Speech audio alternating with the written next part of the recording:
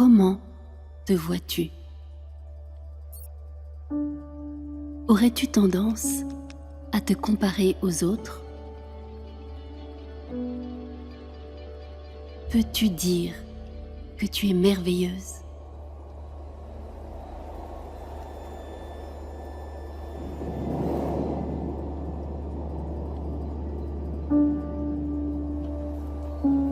Qu'est-ce que la vraie beauté, finalement?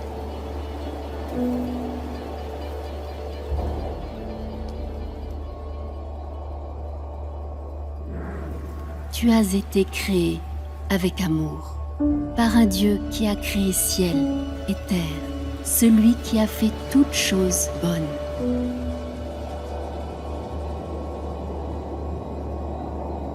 Et tu fais partie de son chef-d'œuvre.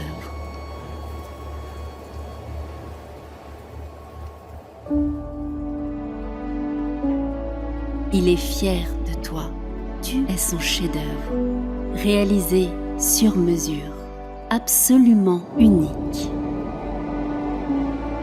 pleine de valeur.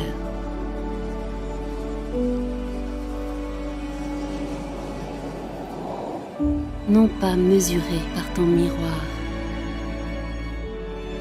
Tu es là pour beaucoup plus. Ce Dieu qui a sculpté montagnes et vallées, allumé les étoiles et le soleil, et donné vie à toute la création, a gardé le meilleur pour la fin. C'est là que tu arrives. Sa plus belle œuvre, aussi précieuse que dans son imagination. Il t'aime et te connaît, et en le connaissant, tu te verras comme lui-même te voit.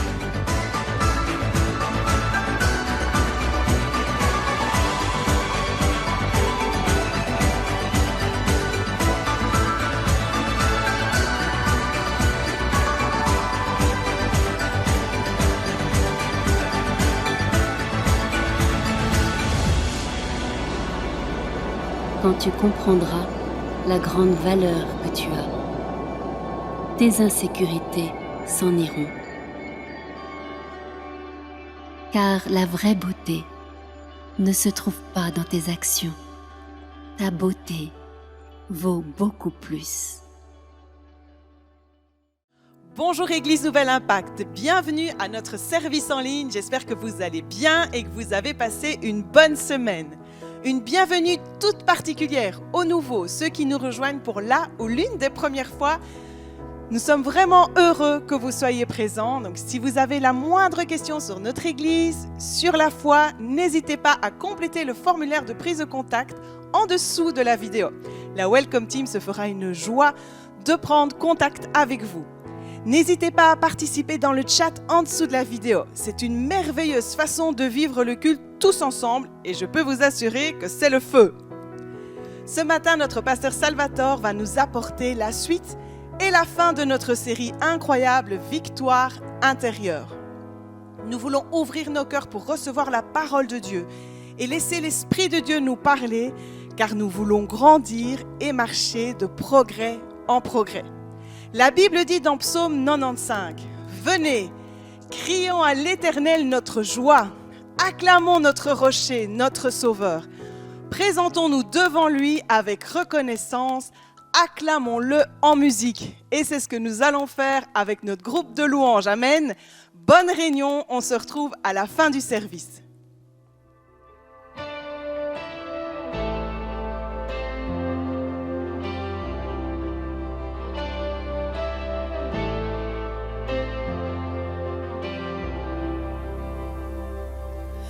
Aucune âme forgée ne prospérera. Les ténèbres ne prévaudront pas. Car le Dieu que je sers toujours triomphera. Mon Dieu ne faillit pas. Non, mon Dieu ne faillit pas. Oui, je verrai la victoire. Oui, je verrai la victoire. Car la bataille t'appartient, Seigneur. Oui, je verrai la victoire. Oui, je verrai la victoire. Car la bataille t'appartient, Seigneur. Oh, oh, oh.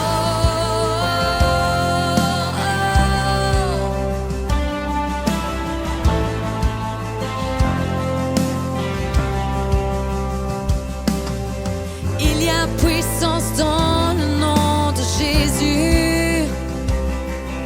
Chaque combat mené déjà gagné.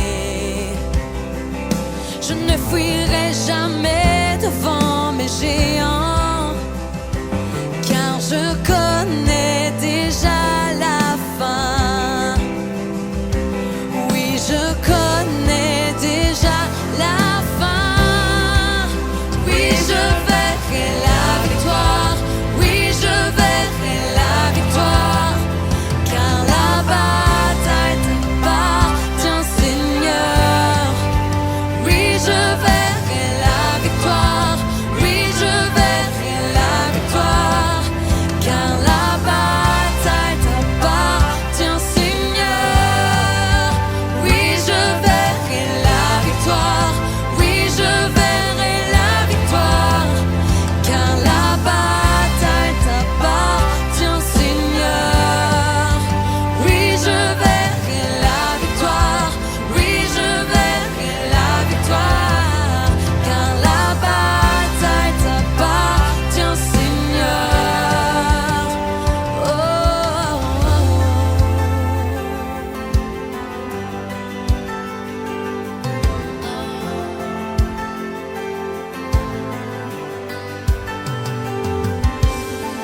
Tout le mal que cherche à me faire l'ennemi, tu le transformes en bien. Tu le transformes en bien. Et tout le mal que cherche à me faire l'ennemi, tu le transformes en bien. Tu le transformes en bien. Et tout le mal que cherche à me faire l'ennemi, tu le transformes en bien. Tu le transformes en bien. Oh, oh. Et tout le mal que cherche à me faire l'ennemi, tu le transformes en bien. Tu le transformes en bien. Et tout le mal que cherche à me faire l'ennemi, tu le transformes en bien. Tu le transformes en bien. Oh, oh. Et tout le mal que cherche à me faire l'ennemi, tu le transformes en bien. Tu le transformes en bien. Oui, je verrai la victoire.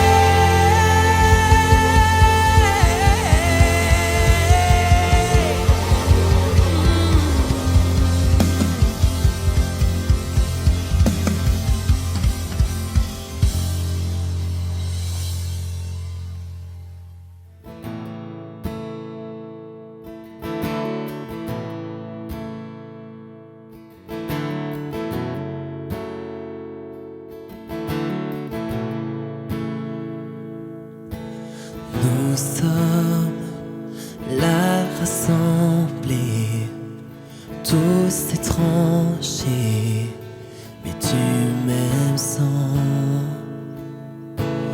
Enfants de toute nation, toute génération, du règne qui vient. Que ton cœur ne soit pas troublé. Relève ta tête et ne crains aucun mal. Fixe tes yeux sur sa voix. Dieu est fou amoureux de toi. Prends courage, tiens bon, sois fort. Souviens-toi d'où vient ton secours. Oh, oh, oh, oh, oh, oh, oh, oh.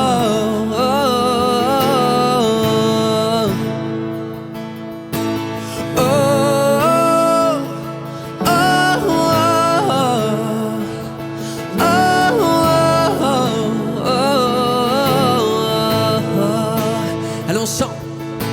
Jésus, notre salut, notre victoire est dans son sang. Jésus, prince des cieux, ami précieux, son règne fier.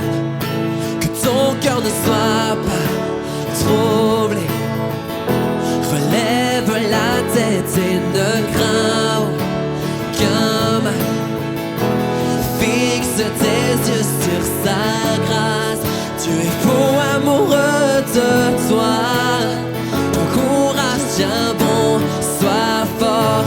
Souviens-toi d'où vient ton secours. Oh, oh, oh, oh, oh, oh, oh, oh,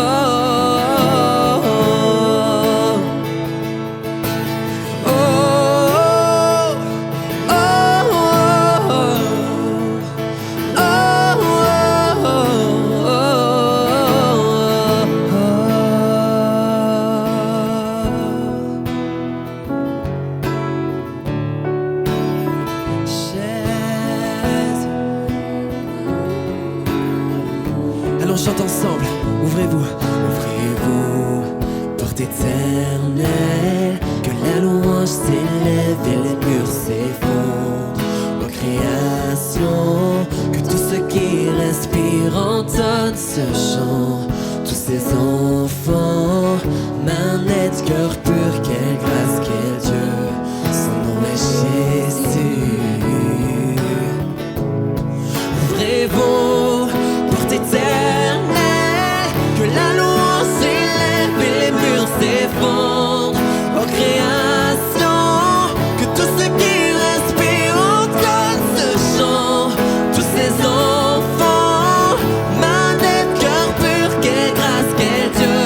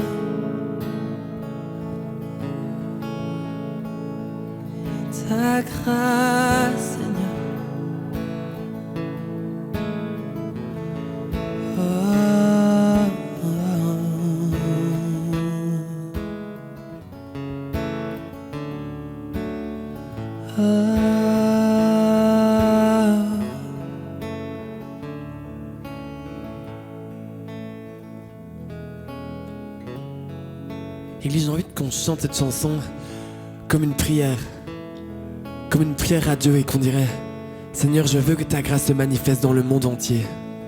Elle n'a pas de limite, alors je veux la voir se manifester encore et encore et encore et encore. Alors on chante ensemble, de tout notre cœur. C'est parti. Oh,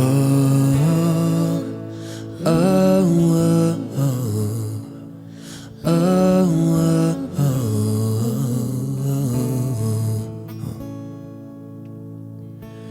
oh, oh, oh.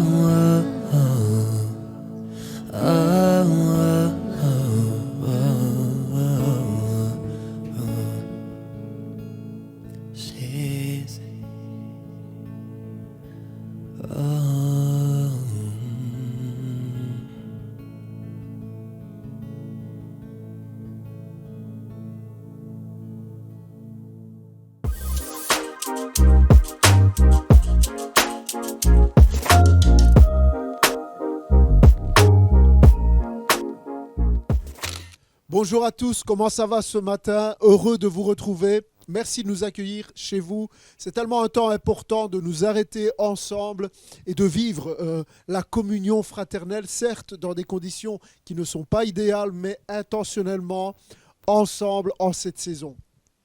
Alors je vous rappelle les réunions de prière en présentiel du jeudi soir à l'espace Saint-Hubert, limité à 15 personnes. Bien. Je ne sais pas si vous le savez, mais cette semaine, mercredi dernier, 17 février, nous sommes entrés dans ce que les premiers chrétiens appelaient la période du carême. C'est la période des 40 jours qui précèdent la Pâque. 40 jours durant lesquels les premiers chrétiens se préparaient à vivre la Pâque. Cette notion de monter vers la Pâque avec une réalisation encore plus importante de ce que représente vraiment la mort et la résurrection du Christ. Alors, je sais que certains pensent que le carême, c'est un truc catholique, sauf que le carême était déjà pratiqué par les premiers chrétiens dès le IVe siècle et sûrement même avant, donc bien avant qu'on fasse une différence entre chrétiens, protestants, catholiques, orthodoxes. Et à ce moment-là, ceux qui croyaient en Jésus étaient juste appelés des chrétiens, puisque la réforme est arrivée seulement au XVIe siècle. Donc, les premières églises, les premiers chrétiens, on est à peine quelques générations après la période des apôtres, pratiquaient le carême, cette période de 40 jours pour se préparer à célébrer la Pâque. Donc, le carême n'est pas catholique. Le mot carême signifie simplement 40e. Le carême n'est pas catholique et le carême n'est pas non plus l'équivalent du ramadan ou une copie du ramadan islamique, puisque l'islam n'existait pas non plus à ce moment-là. L'islam est arrivé au 7e ou 8e siècle après Jésus-Christ, donc ça faisait déjà 400 ans que les chrétiens pratiquaient le carême en jeûnant le jour et en mangeant simplement au coucher du soleil. Alors, puisque le carême n'est ni catholique, encore moins musulman et qu'il est juste chrétien, je me suis dit que rien ne nous empêchait aujourd'hui, à nous chrétiens, de revenir aux sources et de dépoussiérer un peu cette ancienne pratique pour se la réapproprier, pour se réapproprier le sens ou l'essence, si vous voulez, du carême, qui est de préparer nos cœurs à vivre, à mieux réaliser la Pâque. Je trouve que les premiers chrétiens avaient vraiment saisi l'importance de ce temps de la Pâque et pour ne pas juste en faire un jour comme un autre, c'est Pâques, puis c'est fini, on passe à autre chose, mais de vraiment marquer ce temps en prenant 40 jours de réflexion, d'arrêt, de méditation sur ce qui constitue en réalité le socle de l'ensemble du christianisme, la Pâque. Jésus mort et ressuscité. Littéralement, nous chrétiens, nous devons réaliser ce qu'est véritablement la Pâque, l'événement le plus important de l'humanité, l'accomplissement ultime du plan du salut de Dieu pour les êtres humains avec Jésus mourant sur la croix et remportant la victoire finale sur le péché et sur la mort. Amen. La mort et la résurrection de Jésus sont les éléments sur lesquels toute notre foi repose et je pense que ça vaut la peine de prendre 40 jours pour s'y préparer. Comme Paul le dit, si Christ n'est pas ressuscité, notre prédication est vaine, votre foi est vaine, notre enseignement est faux et nous sommes des menteurs. 1 Corinthiens chapitre 15. Alors j'ai envie cette année de me réapproprier le carême. Ça ne veut pas dire qu'on le fera chaque année. Pour nous, ce n'est pas un dogme. On n'a pas besoin de faire preuve de pénitence ou de se faire souffrir. Jésus a apporté tout ça à la croix. Bien sûr, il a tout accompli. Mais simplement utiliser une période particulière dans l'année afin de réaliser la mort et la résurrection de Jésus. Alors je veux vous proposer de m'accompagner dans cette aventure à partir de dimanche prochain, dimanche 28 février jusqu'au 4 avril. Alors ça ne fera que 35 jours au lieu de 40 et ce n'est pas un problème puisque pour nous ce n'est pas un dogme et encore moins une obligation, c'est une proposition, c'est un temps d'arrêt dans l'année pour ceux qui ont envie de vivre cette Pâque avec un peu une plus grande réalisation de ce que Dieu a accompli en Jésus pour nous. Alors, durant ces 35 jours, nous allons monter ensemble, vraiment cette notion de degrés du temple, monter ensemble vers la Pâque. Si vous ne le faites pas, eh bien, vous serez condamnés. Bien sûr que non. Je veux que vous vous sentiez tout à fait libre. Personne ne va vous juger. Donc, comment on va vivre ça concrètement? Ça sera une période de jeûne intermittent, comme faisaient les premiers chrétiens en réalité, qui pendant ces 40 jours ne mangeaient qu'une fois par jour au coucher du soleil. Et quand je vous dis que ce n'est pas le ramadan, vraiment, ils ne mangeaient pas n'importe quoi le soir, ils mangeaient une nourriture pauvres, certains, on retrouve des traces, les chrétiens ne mangeaient que du pain, des fruits secs et ne buvaient que de l'eau. Pour d'autres, ils mangeaient uniquement des fruits, des légumes et buvaient uniquement de l'eau, un peu l'équivalent du jeûne de Daniel qu'on connaît bien, mais uniquement une fois par jour et le soir. Et c'est ce que je veux vous proposer de faire dès lundi prochain. On lance ça dimanche, on commence lundi prochain. On ne mange pas pendant la journée et on remange que le soir avec vraiment cette réalisation qu'on arrive, on se prépare à la Pâque. Et bien sûr, en plus du jeûne, pour ceux qui le veulent, je le précise, on va accompagner toute cette période par l'étude de l'évangile de Matthieu. Tous ensemble, l'évangile de Matthieu contient véritablement des secrets dans sa structure, dans sa composition. C'est impressionnant. On va méditer l'évangile de Matthieu. Et ce qu'on va faire, c'est qu'on va créer une nouvelle page Facebook dédiée à ce carême 2021. On va vous donner la possibilité à chacun, à tous ceux qui le veulent, de partager vos méditations personnelles et quotidiennes sur l'évangile de Matthieu. Un chapitre chaque jour. Alors vous pourrez partager vos pensées et il y a 28 chapitres dans l'évangile de Matthieu, donc 4 semaines comme par hasard, qui nous amènera au 28 mars, donc la semaine de Pâques. On va entrer dans la semaine de Pâques et là on va vraiment se concentrer uniquement sur ce qu'on appelle la passion du Christ et la fête de Pâques. On la célébrera ensemble en présentiel, en distanciel, je ne sais pas, le dimanche 4 avril 2021. En plus de tout ça, bien sûr, moi et les autres pasteurs, on va prêcher les dimanches à chaque fois, bien sûr une nouvelle série qui commence dès dimanche prochain, centrée sur l'évangile de Matthieu. Ça va être une période glorieuse et bénie pour chacun d'entre nous, pour notre Église, pour chaque croyant, les nouveaux, les anciens, ensemble, dans la méditation de la parole de Dieu.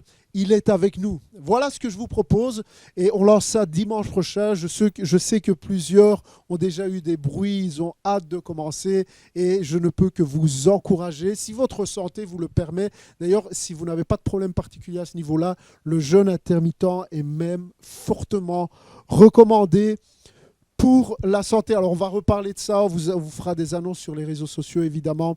Et là, on va entrer dans la parole de Dieu ce matin. Je propose de prier ensemble. Notre Dieu, notre Père, merci pour ce matin où nous pouvons nous approcher de toi. Seigneur, nous avons soif de t'entendre nous parler. Seigneur, je prie que tu disposes nos cœurs à recevoir ta parole, à entendre ce que tu veux nous dire, à voir ce que tu veux nous montrer. Seigneur, nous sommes là, nous avons soif et faim de toi. Ouvre nos cœurs au nom de Jésus. Amen et amen. Ok, ce matin, dernier message de la série Victoire intérieure et j'aimerais commencer par vous poser une question, une petite devinette. Je vais vous citer plusieurs dates Et j'aimerais que vous me disiez ce que ces différentes dates ont en commun. Qu'est-ce que les dates que je vais vous citer maintenant ont en commun? Vous pouvez donner la réponse dans le chat. Alors on y va. Le 30 octobre 2003, le 29 novembre 2003. Non, ce n'est pas ton anniversaire. Le 1er janvier 2006.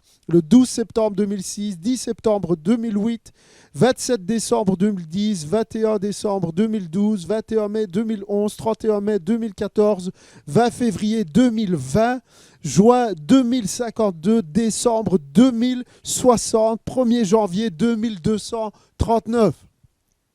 Alors, je suppose que plusieurs ont déjà trouvé la réponse, la fin du monde. Toutes ces dates ont été annoncées, vous pouvez les retrouver, ont été annoncées pour prédire la fin du monde. Et le pire, c'est que le plus souvent, ça a été annoncé par des chrétiens et des pasteurs, le retour de Jésus-Christ, le jugement dernier, l'Apocalypse.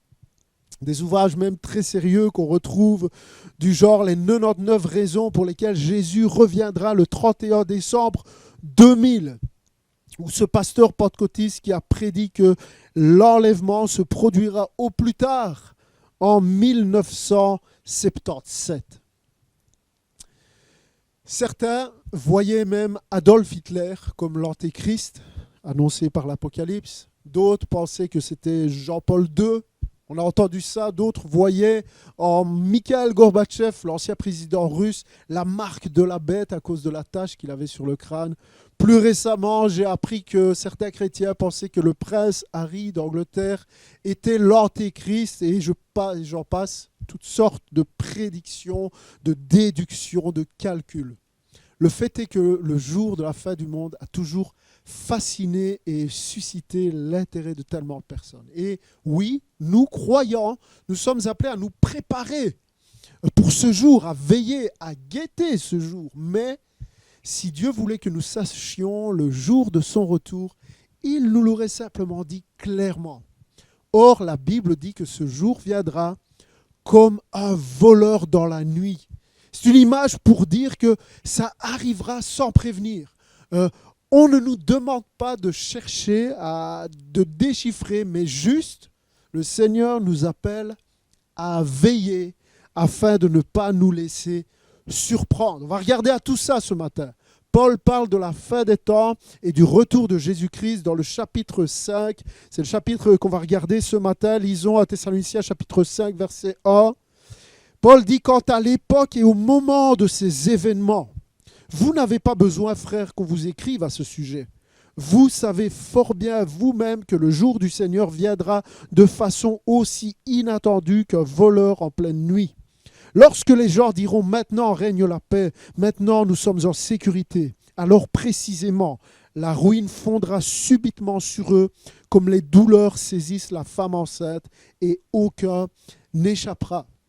Donc, la première chose à savoir sur le retour de Jésus, ce fameux jour où Christ reviendra, et que ce jour viendra de façon soudaine, de façon inattendue, dans un temps où, semble-t-il, les gens diront paix, les gens diront sécurité, se sentiront en sécurité. Et ici, Paul ne dit pas grand-chose de plus, à part le fait que ça va arriver de manière inattendue. Mais si on regarde à la révélation de Paul, à l'ensemble de la révélation dans son ensemble par rapport à la fin des temps, il y a une pensée qui est très présente dans les écrits de l'apôtre Paul, en plus du fait que ce jour arrivera de manière inattendue, comme on vient de le lire, c'est que Paul dit souvent que ce jour arrive bientôt. Il y a la notion de bientôt, un temps qui est proche. On voit ça dans 1 Corinthiens chapitre 7, verset 29, entre autres. Paul dit « Voici ce que je dis, frères, sœurs,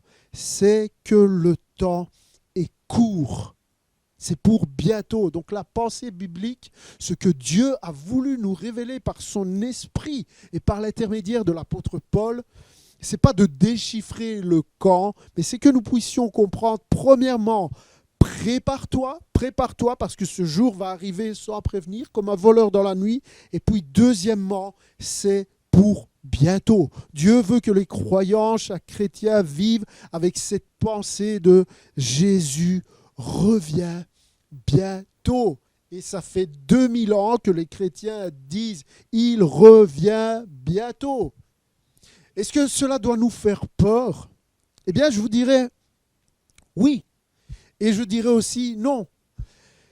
Bien sûr, oui, tu devrais avoir peur. Tu devrais même être effrayé au point de ne pas endormir la nuit si tu n'es pas en ordre avec Dieu, parce qu'il s'agit de ton éternité. Si tu n'es pas prêt au retour de Jésus, parce que Paul dit que personne, on l'a lu, personne n'échappera ce jour-là. Alors oui, si tu n'es pas prêt, tu devrais avoir peur. Et non, si tu es en Christ, tu n'as pas à avoir peur, tu devrais même te réjouir en pensant à ce jour, cette espérance incroyable. D'ailleurs, le but des auteurs du Nouveau Testament n'est pas de faire peur, mais d'avertir et d'encourager, afin que nous vivions vraiment avec cette pensée du retour de Christ comme un sujet de joie, un sujet d'attente. Alors, premièrement, préparons-nous.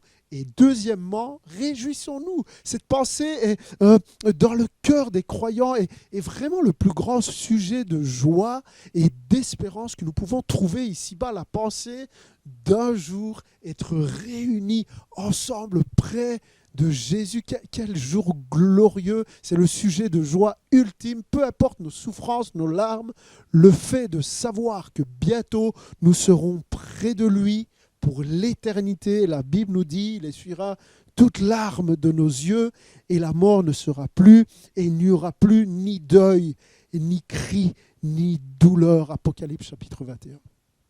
Alors je dirais, c'est un sujet de joie, un sujet d'encouragement, de consolation. Mon frère, ma sœur qui souffre ici-bas, peu importe la source de ta souffrance, réjouis-toi dans cette promesse d'un jour être avec Jésus, d'un jour être avec lui dans une joie, une satisfaction, une plénitude incomparable. Vous savez, je ne comprends pas ceux qui parlent du retour de Jésus en mode film d'horreur.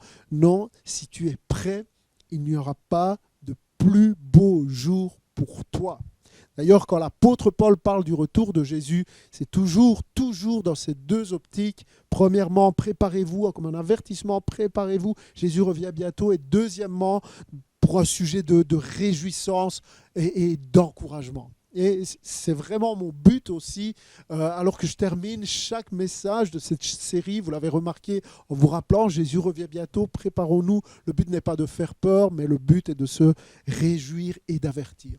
Je ne dis pas ça à cause de la pandémie, même si cela devrait nous éveiller au fait que Jésus revient bientôt. Et évidemment, toute cette saison devrait nous avertir, mais enfin, le but est d'abord de nous avertir et puis deuxièmement, de nous encourager dans cette espérance merveilleuse et incomparable d'être bientôt réunis avec Jésus. Alors peut-être certains vont dire, quand est-ce que Jésus revient, pasteur? Quand est-ce qu'il revient? Eh bien, Jésus revient ce soir.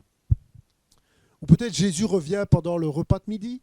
Ou peut-être Jésus revient dans une seconde. Non. Ou dans 1000 ans, on ne sait pas. Et si quelqu'un te dit le contraire, c'est un menteur. La seule certitude est qu'il reviendra. Et ça, c'est une certitude parce que la Bible le dit. La question à laquelle toi, tu dois répondre est simplement, suis-je prêt? Est-ce que tu es prêt? Alors, qu'est-ce que ça veut dire? Qu'est-ce que ça veut dire être prêt? Eh bien, être prêt veut simplement dire, est-ce que je persévère dans la foi? Premièrement, t'es-tu repenti? Oh, je voudrais vous le rappeler. Est-ce que tu t'es repenti de tes péchés? Deuxièmement, est-ce que tu as placé ta foi en Jésus-Christ, en ce qu'il a fait et en qui il est?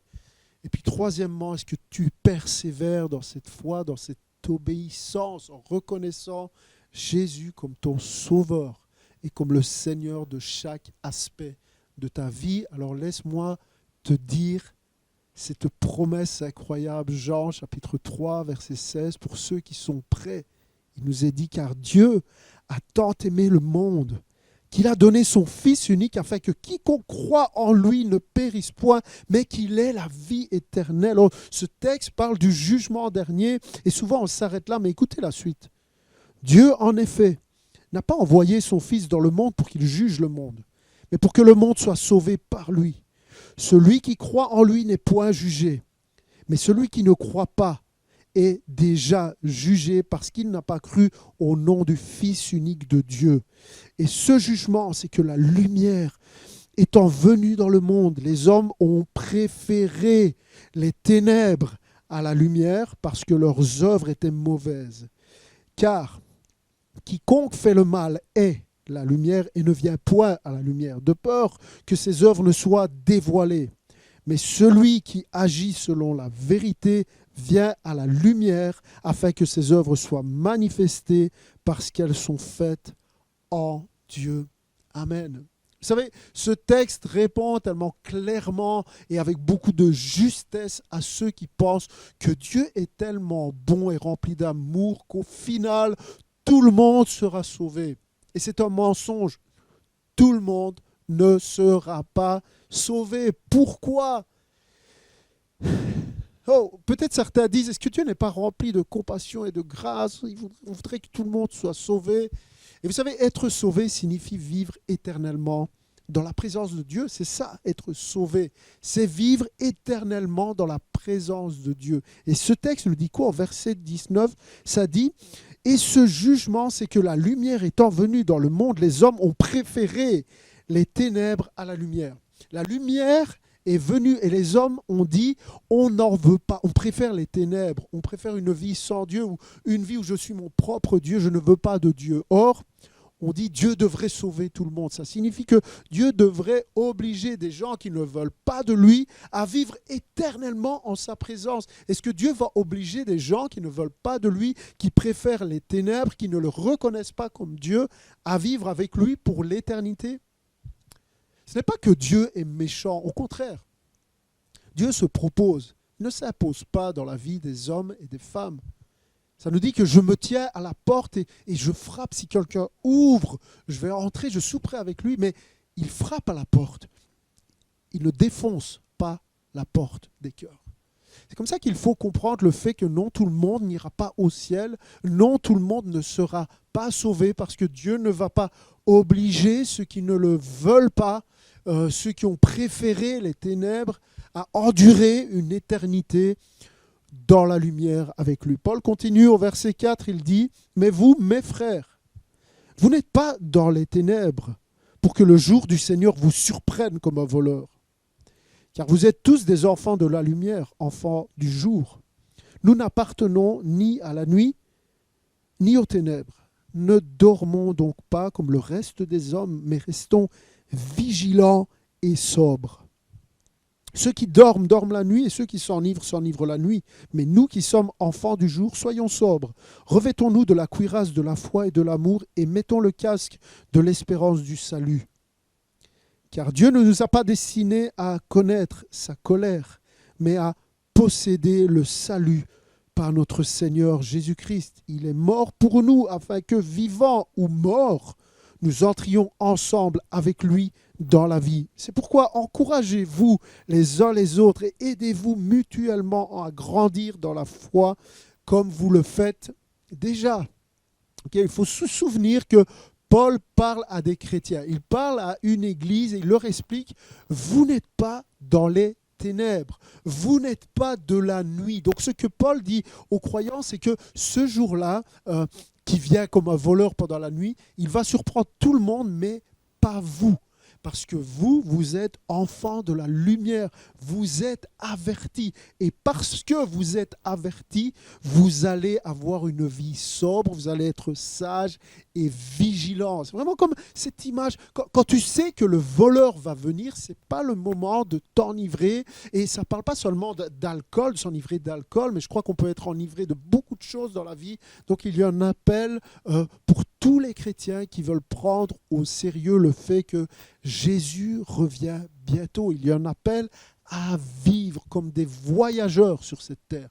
Nous sommes juste de passage, un court passage en comparaison de l'éternité. Donc, soyons sobres. Le chrétien vit avec une perspective d'éternité. Quand tu as une perspective d'éternité, tout prend sa juste place. Quand tu regardes tout avec les lunettes de l'éternité, tu réalises à quel point certaines choses ne valent pas la peine de t'en inquiéter et d'autres valent la peine même que tu y consacres toute ta vie. Dans l'évangile de Matthieu, au chapitre 25, Jésus explique ce principe en utilisant une image, une parabole. Jésus aimait bien révéler des vérités spirituelles profondes en utilisant des histoires toutes simples. Jésus parle de ce qu'on appelle la parabole des 10 vierges. Alors écoutez, c'est vraiment bon, c'est vraiment très profond. Soyez attentifs. Et il faut mettre bien sûr cette histoire dans le contexte de l'époque, mais Jésus raconte cette histoire de 10 jeunes filles qui sortent de chez elles à la rencontre de leur futur époux et pour le jour des noces. Donc on a 10 jeunes filles qui vont à la rencontre de l'époux pour le mariage. Et elles emportent chacune avec elles, leur lampe à brûler, leur lampe à huile pour avoir de la lumière. Parce que c'est le soir et elles ont besoin de la lumière afin d'accueillir l'époux. Et Jésus explique que dans ce groupe de 10 jeunes filles, il y avait 2 groupes. Donc il y avait 5 qui sont appelées les jeunes filles sages, les jeunes filles avisées, et puis 5 qui sont appelées les insensées, les folles. Donc les premières sont qualifiées de sages simplement parce qu'elles avaient prévu, en partant de chez elles, un flacon d'huile de réserve pour leur lampe à huile au cas où l'époux se ferait attendre. Donc elles sont sages parce qu'elles ont prévu, elles ont été avisées, elles ont prévu un flacon d'huile en plus. Les 5 autres sont appelées insensées parce qu'elles n'avaient rien prévu à part simplement leur lampe et l'huile qu'elle contenait. Le fait est que dans cette histoire, l'époux se fait attendre. L'époux est en train, semble-t-il, de tarder. Et il se fait tellement attendre que toutes ces jeunes filles, à un moment donné, se sont endormies et toutes leurs lampes se sont éteintes et l'huile a été complètement consommée. À minuit, un cri retentit et ça dit « Voici l'époux, allez à sa rencontre ». Les 10 jeunes filles se lèvent, se réveillent, elles préparent leurs lampes, mais les 5 jeunes filles insensées n'ont plus suffisamment d'huile pour s'éclairer et accueillir l'époux. Donc, en dernière minute, Jésus raconte qu'elles sont obligées de partir, acheter de l'huile, chercher de l'huile, afin de pouvoir, elles aussi, accueillir l'époux avec de la lumière. Sauf que pendant le temps où elles vont chercher de l'huile qu'elles n'ont pas prévue, les 5 jeunes filles sages, celles qui étaient prêtes, entrèrent dans la salle des noces. Et ça dit qu'une fois que celles-ci sont entrées, on ferma la porte. On ferma la porte. Plus tard, les 5 autres jeunes filles arrivèrent à leur tour et elles crièrent « Seigneur, Seigneur, ouvre-nous !» Et on leur répondit « Vraiment, je vous l'assure, je ne sais qui vous êtes. » Qu'est-ce que nous raconte cette histoire? Qu'est-ce que ça veut dire tout ça?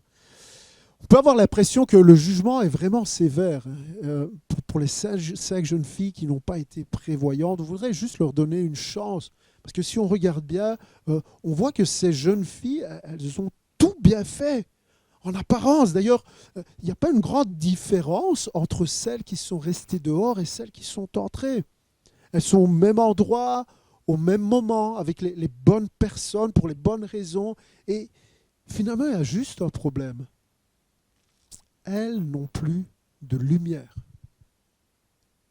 Attention, ce n'est pas qu'elles n'ont pas de lampe.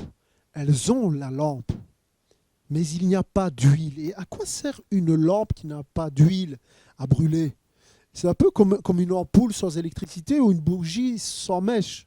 Jésus veut nous dire quelque chose d'important ici. Ces jeunes filles insensées ne représentent pas des gens qui sont loin de Dieu, qui vivent une vie de débauche, on dirait ils méritent d'aller en enfer. Non, ce n'est pas de ça que ça parle.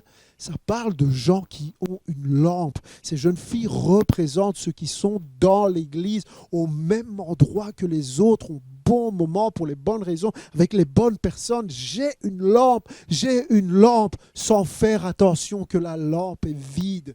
Pourquoi Jésus les appelle des insensés? Parce que leur folie était de penser que la lampe était suffisante, qu'une simple forme de religion était suffisante, qu'un simple mode de vie chrétien était suffisant. Leur folie était de penser que le pouvoir de la lumière pouvait être emprunté à la dernière minute. On verra bien, il sera toujours temps d'y penser à ce moment-là. Avez-vous déjà entendu quelqu'un parler d'être sauvé comme ça? Quand vous lui parlez de Dieu, oh je verrai bien, je suis trop jeune ou je suis trop vieux ou je suis trop occupé, on verra bien, je n'ai pas le temps. Leur folie était de ne pas prendre l'arrivée de l'époux au sérieux parce que l'époux semblait tarder et peut-être se sont-elles endormies en se disant, est-ce qu'il va vraiment venir finalement? Oh, ça fait 2000 ans qu'on l'attend et il tarde, et ça fait 2000 ans qu'on dit, il revient bientôt. Non, il ne tarde pas, il fait preuve de patience. Je ne sais pas si vous réalisez que ça fait 2000 ans que ça a été écrit et qu'en racontant cette histoire, Jésus savait précisément que 2000 ans plus tard, des gens allaient se demander si finalement l'époux va vraiment revenir. Il nous avertit. Est-ce que tu es dans la lumière? Ce qui est important, ce n'est pas la lampe, c'est la lumière. Ce n'est pas la forme, c'est le cœur. Ce n'est pas la religion, c'est ta relation et ta connaissance de Dieu.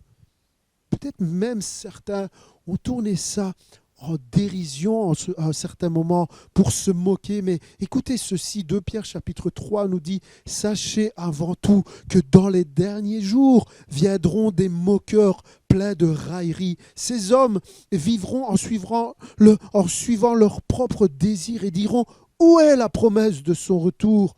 En effet, depuis que nos ancêtres sont morts, tout reste dans le même état qu'au début de la création. Oh, je prie pour Nouvel Impact afin que la proportion de disciples augmente encore et encore, des gens qui n'ont pas juste une lampe, mais qui ont la lumière. Les 5 sages, les 5 jeunes filles sages sont ces chrétiens qui, remarquez, il n'y a rien qui les différencie en apparence. C'est la lumière qu'elles portent qui fait la différence. Les 5 sages qui sont entrés n'ont aucun mérite sinon que de porter la lumière. Oh, que nous menions des vies sobres et que le Seigneur nous trouve à son retour en train d'accomplir sa volonté. Je vais être sobre, je vais fuir le péché, je vais fuir l'immoralité, je vais prendre du temps pour méditer. Oh, sobre dans mon caractère, sobre dans mes amusements, sobre avec la télévision parce que je dois me lever le matin pour la méditation et la prière. Je vais prendre les âmes spirituelles et marcher de progrès en progrès dans la sanctification en étant en paix avec tous. Et je vais m'occuper de ma lampe à mes affaires, travaillant de mieux en mieux parce que je veux être prêt et qu'il n'y a rien de plus important. La porte se ferma. Et Paul termine cette magnifique lettre avec toutes sortes de recommandations, d'exhortations, d'encouragements à cette église qu'il aime tant. Et je vais devoir aller vite, mais on va lire au verset 12 la suite. Paul dit « Nous vous demandons, frères et sœurs, de reconnaître ceux qui travaillent parmi vous, qui vous dirigent dans le Seigneur et qui vous avertissent. Ayez beaucoup d'estime et d'amour pour eux à cause de leur travail. » J'ai envie de dire Amen, et Amen, et Amen, et Amen. Je continue, soyez en paix entre vous. Nous vous y invitons, frères et sœurs, avertissez ceux qui vivent dans le désordre, réconfortez ceux qui sont abattus, soutenez les faibles, faites preuve de patience envers tous. Alors, très rapidement, mais ce verset est juste clé, une clé incroyable en ce qui concerne les attitudes dans les relations que nous devrions avoir les uns avec les autres. Paul dit avertir, réconforter, soutenir et patienter. Alors, juste en 2 minutes, regardez la puissance de ce texte. Paul nous encourage à adopter une attitude différente en fonction des situations auxquelles nous sommes confrontés. Paul dit, par exemple, avertissez. Et le sens ici est très fort. Ça parle de réprimande, ça parle de correction, d'avertissement. Et il dit avertir qui? Tout le monde? Non, ceux qui vivent dans le désordre. Puis il dit réconforter, réconforter qui? Paul ne dit pas aux chrétiens réconforter tout le monde, ayez toujours un langage qui réconforte tout le monde. Non, il dit réconforter ceux qui sont abattus. Et puis soutenez, mais soutenir qui? Soutenir les faibles. Vous voyez, il y a des chrétiens, ils sont toujours dans le fait de reprendre les autres, d'avertir, de corriger, de réprimander, de juger. Oh, moi je dis les choses parce que les gens doivent savoir et je pique. Alors que Paul dit non. Tu vas avertir, oui, ça a sa place, mais tu vas avertir ceux qui vivent dans le désordre. Puis tu vas réconforter ceux qui sont abattus. Là aussi, il y a un équilibre. Il y a des chrétiens qui sont dans l'autre extrême et qui veulent réconforter tout le monde, tout le temps. Paul dit non, il y en a, tu ne dois pas les réconforter, sinon ils vont se sentir confortés. Et tu rends un mauvais service. Oh, oui, tu seras gentil, bien sûr, si tu confortes tout le monde, tu seras le gentil de l'histoire, mais notre but n'est pas d'être considérés comme des gentils, mais plutôt de contribuer à la croissance et à l'édification des autres. Donc, réconforte, oui, mais réconforte ceux qui sont abattus, découragés. Eux, réconforte-les. Et puis, soutiens les faibles. Il y en a, ils sont toujours en mode « Dieu est avec toi ». Oh, si Dieu est avec nous, qui sera contre nous? Il est pour moi, pas contre moi. J'aimerais dire, Dieu est de ton côté, mon frère, ma sœur, si tu es de son côté. Sinon, Dieu n'est pas de ton côté. Alors, soutiens, oui, mais soutiens les faibles, réconforte, oui, mais réconforte ceux qui sont abattus. Avertis, oui, mais avertis ceux qui vivent dans le désordre. Donc, dans nos rapports les uns avec les autres, on a 3 attitudes adaptées en fonction des situations auxquelles nous sommes confrontés afin de contribuer à la croissance, à l'encouragement spirituel des autres. Maintenant, il termine cette liste avec une attitude qui, elle, est valable pour tout le monde. Pour tout le monde, peu importe la situation, peu importe la personne qui est en face de toi, Paul dit pour tout le monde, patientez, faites preuve de patience envers tous, non pas envers certains cette fois-ci, mais envers tous. Combien savent que parfois on peut être tenté de perdre patience, peu importe la saison de la personne qui est en face de toi? Paul t'encourage à être patient, peu importe s'il vit dans le désordre, sois patient. S'il est abattu, sois patient. S'il est faible, sois patient. Vous savez, il y en a, ils pensent que la patience, c'est attendre, juste attendre. Eh bien, je suis patient, j'attends, mais non, attendre, ce n'est pas de la patience. La patience, c'est savoir attendre. Je n'ai pas le temps de développer tout ça, mais on continue au verset 15 et Paul dit, on va terminer là, il dit « Veillez à ce que personne ne rende à autrui le mal pour le mal, mais recherchez toujours le bien, soit envers vous, soit envers tous les hommes. » Alors regardez les exhortations. « Soyez toujours joyeux, priez sans cesse, et exprimez votre reconnaissance en toutes circonstances, car c'est la volonté de Dieu pour vous en Jésus-Christ. » La reconnaissance, n'éteignez pas l'esprit. Ne méprisez pas les prophéties, mais examinez tout et retenez ce qui est bon. Abstenez-vous de toute forme de mal. Que le Dieu de la paix vous conduise lui-même à une sainteté totale et que tout votre aide, l'esprit, l'âme et le corps soient conservés irréprochables lors du retour de notre Seigneur Jésus-Christ. Celui qui vous appelle est fidèle. C'est aussi lui qui le fera. Frères et sœurs, priez pour nous. Saluez tous les frères et sœurs par un saint baiser. Je vous en supplie par le Seigneur que cette lettre soit lue à tous les frères et sœurs. Que la grâce de notre Seigneur Jésus-Christ soit avec vous tous. Amen. Prions ensemble. Seigneur, je veux te remercier, Père, pour ce dimanche merveilleux. Merci, Père, pour ta parole. Merci à toi, Saint-Esprit, de venir toucher mon cœur. Je veux te remercier, Seigneur, et je veux que tu bénisses au nom de l'Éternel tous ceux et celles qui ont pris le soin, Père, d'écouter, de méditer cette parole qui donne la vie. Seigneur, merci, car la Bible est une vérité, Seigneur, et nous devons revenir à l'essentiel. Il est important, Seigneur, de méditer ta parole, de chercher ta face et d'avoir une relation profonde avec toi, Père. Aujourd'hui, je veux me rappeler combien tu as donné gratuitement ta vie pour moi. Je veux me rappeler de tout ce que tu as fait lorsque tu étais sur terre, mais également, Seigneur, la mort que tu as dû subir à ma place. Par ton sang, Seigneur, tu as payé le prix pour toute l'humanité. Par ton sang, Seigneur, tu as payé le prix de mes péchés. Alors aujourd'hui, Seigneur, je veux t'honorer à travers ma vie. Je veux veiller en méditant ta parole. Je veux être un ouvrier qui produit du fruit, un disciple, Seigneur. Je ne veux pas, comme les vierges, Père, être une personne qui n'était pas préparée, qui n'avait pas assez d'huile dans sa lampe le jour où l'époux va revenir. Alors je prie, Seigneur, que toutes les personnes qui ont participé, Seigneur, à ce message puissent se rendre compte à quel point il est important de rester alerte, de rester préparé, de méditer ta parole, de continuer à veiller, afin qu'au jour où tu reviendras, car nous savons, Seigneur, que ta parole dit vrai. Tu as fait des promesses et tu les as toujours respectées. Nous savons que tu vas revenir, mais le moment exact, personne ne le connaît, Seigneur, si ce n'est le Père.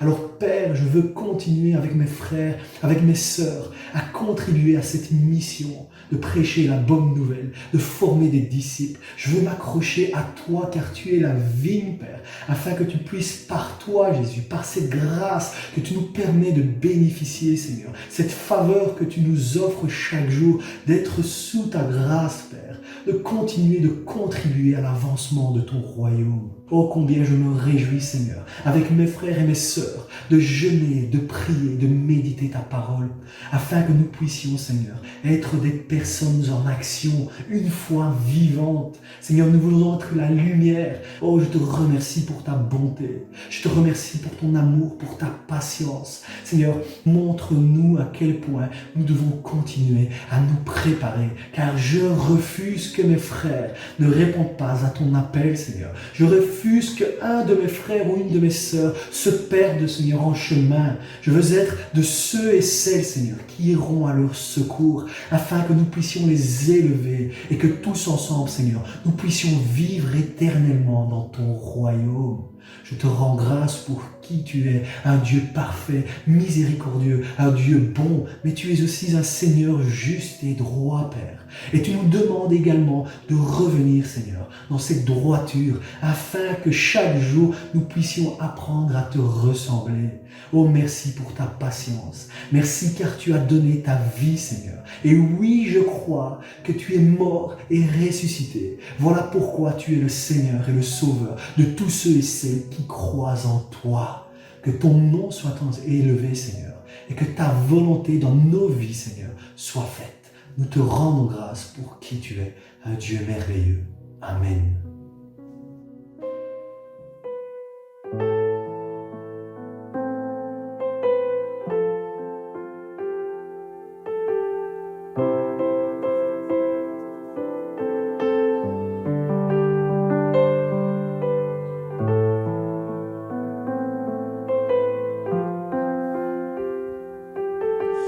Ouvre les écluses des cieux, que ta pluie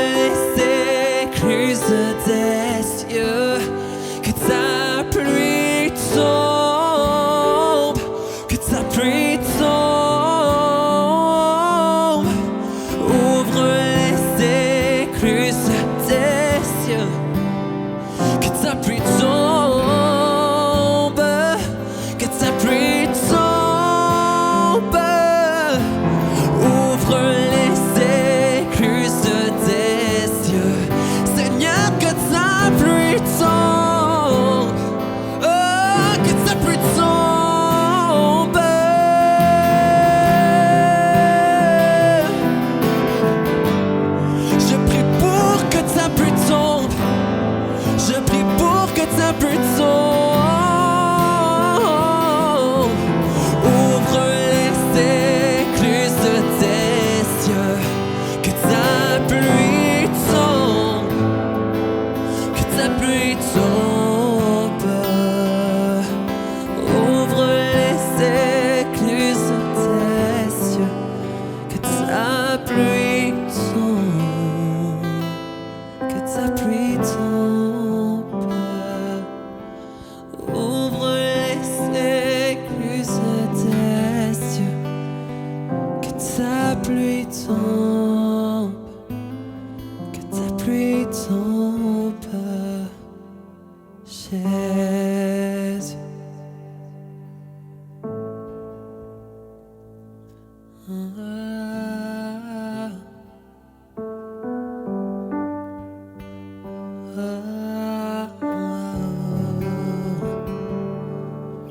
Jésus.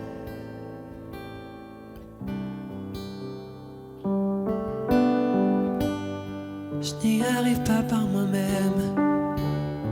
J'ai besoin de toi, Seigneur. J'ai besoin de toi, mon Dieu. Oh, j'ai besoin de toi.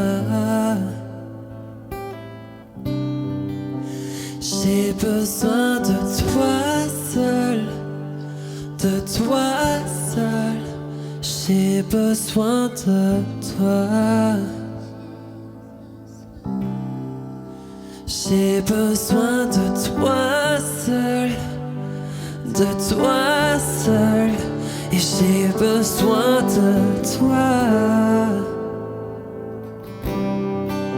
J'ai besoin de toi seul, de toi seul. Et j'ai besoin de toi.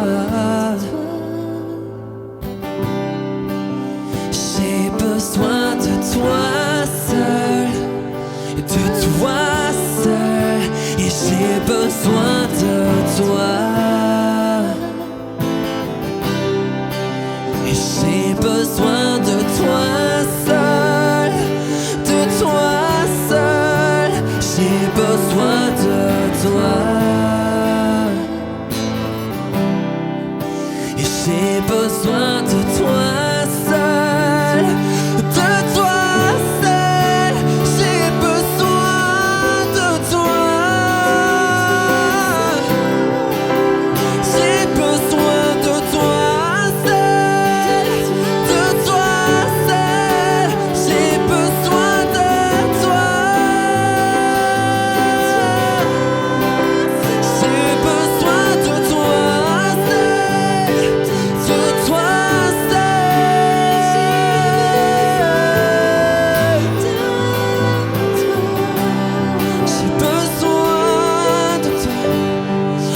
besoin de toi. J'ai besoin de toi.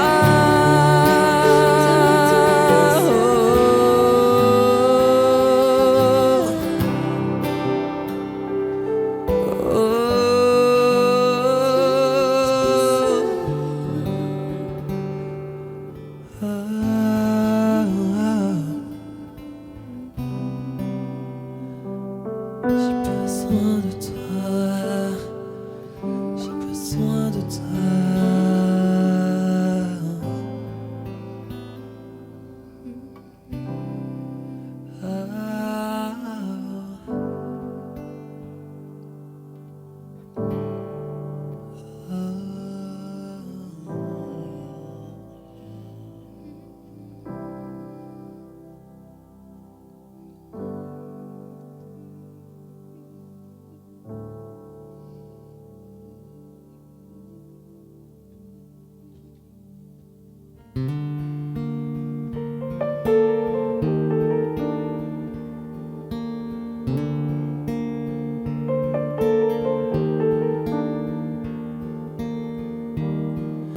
Je fais le tour des murs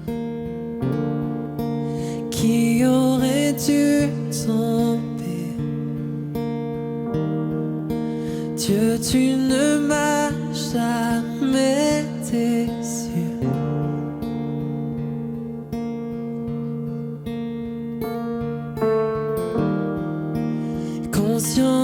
ta victoire.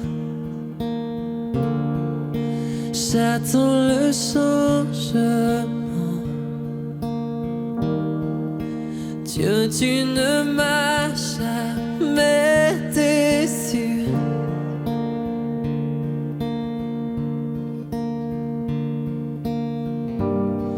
Ta promesse est vraie.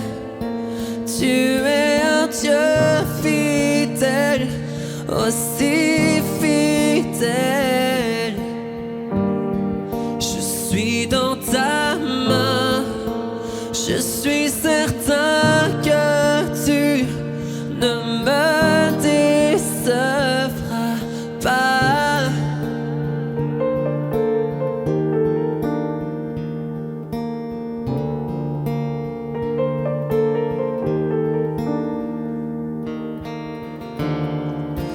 La nuit ne durera pas. Ta parole agira. Mon cœur chantera tes louanges.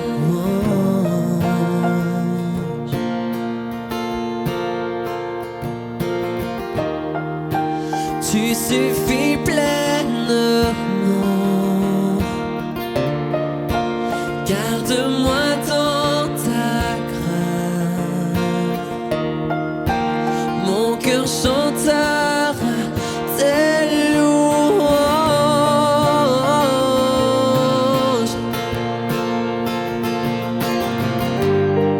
Ta promesse est vraie. Tu es un Dieu fidèle, aussi fidèle. Je suis dans ta main. Je suis certain que tu ne me décevras pas. Ta promesse est vraie. Tu es un Dieu fidèle, aussi fidèle. Je suis dans ta main. Je suis certain que tu ne me décevras pas.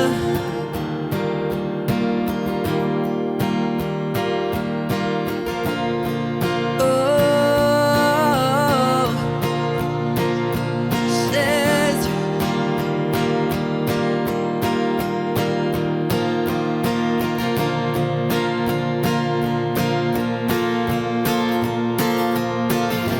J'ai vu ta main bouger les montagnes. Et Dieu, je crois que tu le feras encore. Tu as ouvert un chemin pour moi. Et Dieu, je crois que tu le feras encore. J'ai vu ta main bouger les montagnes. Et Dieu, je crois que tu le feras encore. Tu as ouvert un chemin pour moi. Et Dieu, je crois que tu le feras encore. Que tu le feras encore. Oh,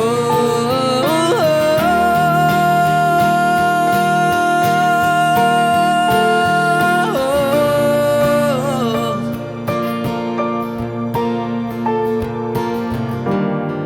ta promesse est vraie. Tu es un Dieu fidèle, aussi fidèle. Je suis dans ta main.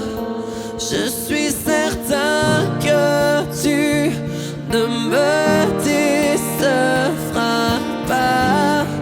Ta promesse est vraie. Tu es un Dieu fidèle, aussi fidèle. Je suis dans ta main. Je suis certain que tu ne me décevras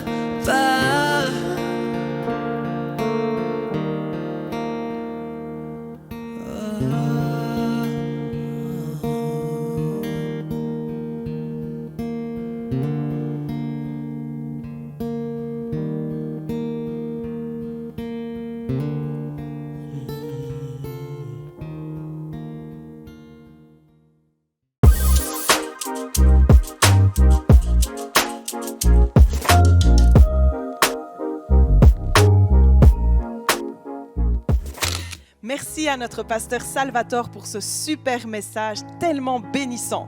Merci à notre groupe de louanges et à l'équipe technique et montage pour ce service en ligne.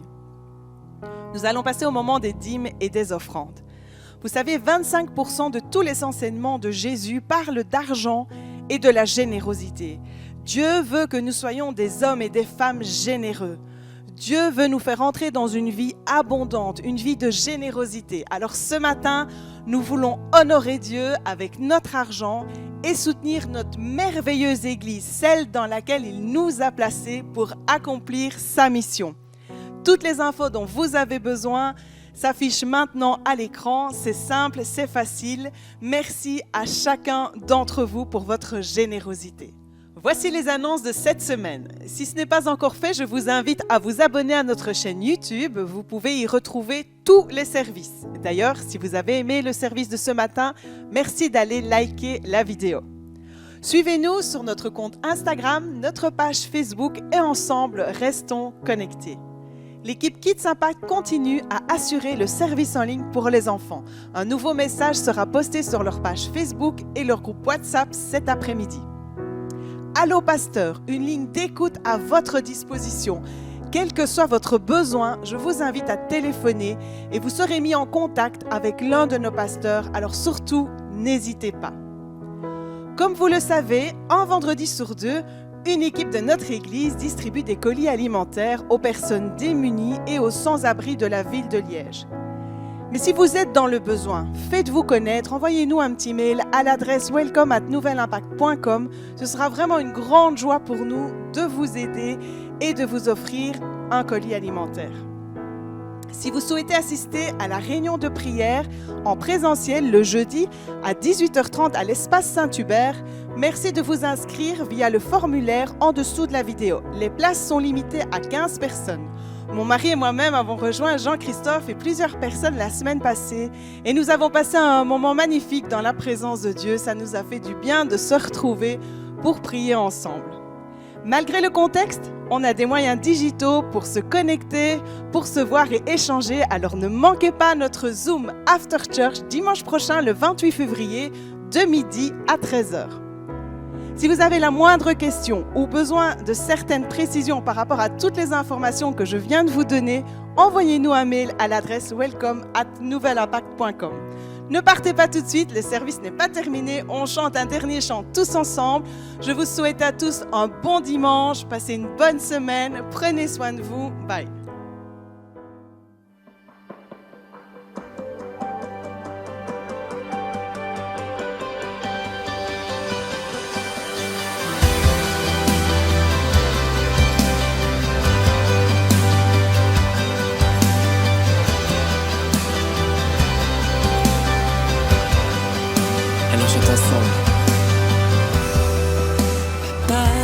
De mon sauveur, grâce de notre Dieu, la croix ne laisse aucun doute quant à l'ampleur de son amour. Nos chaînes sont brisées, la mort le sang de Christ a tout payé. C'est par la croix qu'il nous libère. Oui, sa victoire me donne la vie. C'est lui qui fut condamné. Ma vie fut pardonnée.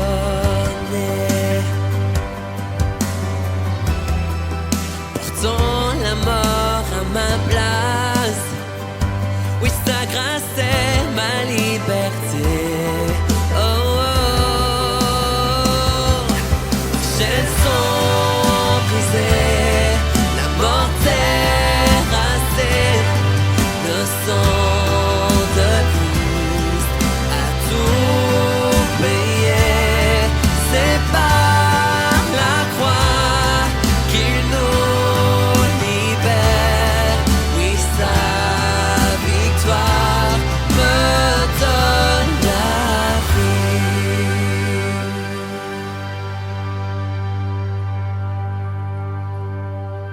Je donne ma vie afin d'honorer l'amour de mon sauveur, mon rédempteur, l'agneau immolé, à jamais couronné.